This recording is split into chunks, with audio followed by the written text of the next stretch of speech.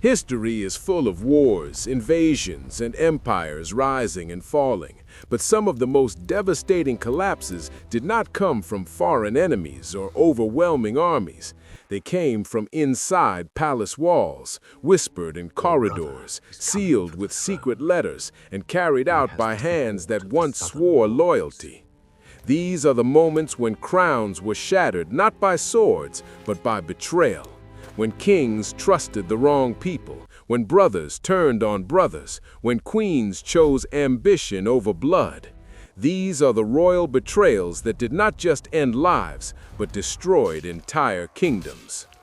Power has always been fragile at the top, especially in monarchies where authority rested on bloodlines and divine right. A single betrayal could unravel decades of stability because kings ruled not alone, but through networks of nobles, generals, heirs, and spouses. When those closest to the throne turned against it, the consequences rippled outward, collapsing armies, igniting civil wars, and inviting foreign conquest. History remembers these moments not as simple crimes, but as turning points where destiny itself seemed to fracture. One of the most infamous royal betrayals occurred in ancient Persia within the Achaemenid Empire, once the greatest power the world had ever seen. King Xerxes ruled over lands stretching from India to Greece, commanding unimaginable wealth and military strength. Yet the seeds of destruction were sown not by enemies, but by court intrigue and internal treachery. After military failures weakened his authority, factions within the royal family began conspiring for control. When Xerxes was assassinated by his own chief minister and a trusted palace guard, the empire entered a spiral of internal conflict. Sons murdered brothers, generals turned on heirs, and loyalty vanished. Within decades, the empire that once ruled the known world became vulnerable, eventually falling to Alexander the Great. One betrayal had cracked the foundation, and everything else followed. In medieval Europe, betrayal often came disguised as rightful succession. The Wars of the Roses in England were fueled by royal families turning on one another, each claiming legitimate rule. Kings were crowned and dethroned not through conquest alone, but through shifting alliances and calculated treachery. Richard III's rise remains one of the most debated betrayals in history. After the death of his brother, King Edward IV, Richard became protector of the realm for his young nephews. Within months, the boys vanished in the Tower of London, and Richard crowned himself king. Whether he ordered their deaths or not, the perception of betrayal shattered trust in the monarchy. Civil war intensified, and England bled until the Tudor dynasty replaced the Plantagenets. A single act of betrayal reshaped the royal line forever. In ancient China, royal betrayal reached an almost ritualistic level during the Warring States period and later dynasties. Emperors were surrounded by concubines, eunuchs, advisors, and generals, all competing for influence. One of the most devastating betrayals occurred during the Tang dynasty, when General An Lushan, once a favored and trusted military commander, launched a rebellion against the emperor he served. His betrayal was catastrophic. Cities burned, millions died, and the empire never fully recovered. Although the rebellion was eventually crushed, the Tang dynasty emerged weakened, fractured, and dependent on regional warlords. This single betrayal marked the beginning of imperial decline, proving that loyalty bought with favor could vanish overnight. Sometimes betrayal came not from generals or ministers, but from within royal marriages themselves. In ancient Egypt, succession was a dangerous game played among siblings and spouses.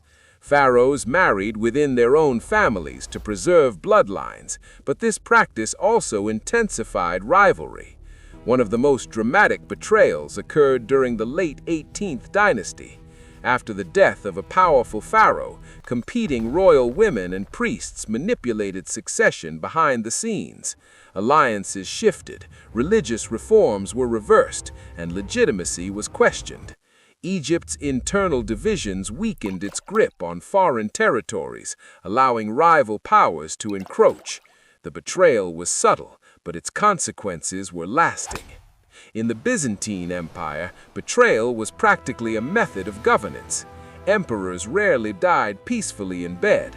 Instead, they were blinded, poisoned, imprisoned, or overthrown by relatives. One emperor might elevate a brother to co-ruler, only to be betrayed months later. Another might marry into a powerful family, only to be replaced by that same alliance. These betrayals hollowed the empire from within.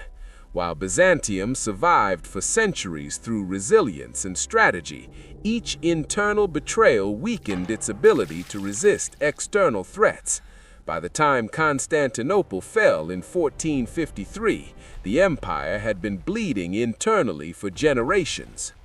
Japan's feudal era offers another powerful example of royal betrayal destroying centralized authority.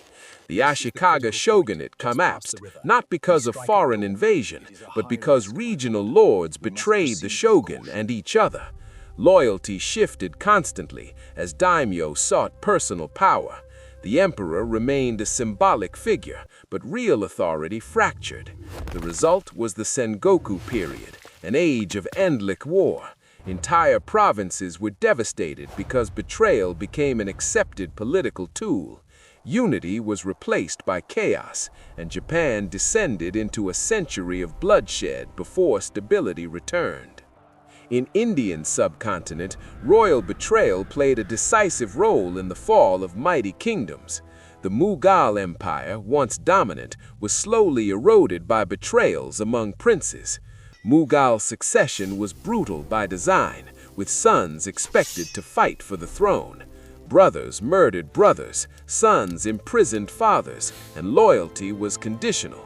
One of the most famous betrayals occurred when Aurangzeb overthrew his own father and executed his brothers to claim the throne. Though his reign expanded the empire territorially, the internal damage was immense. Religious divisions deepened, rebellions increased, and the empire became overstretched. When European powers later arrived, they found a kingdom already weakened by generations of betrayal. Even the Roman Empire, often remembered for military conquest, was destroyed in part by royal treachery. Emperors were assassinated by their guards, senators conspired openly, and succession crises became routine. Trust evaporated at the highest levels of power.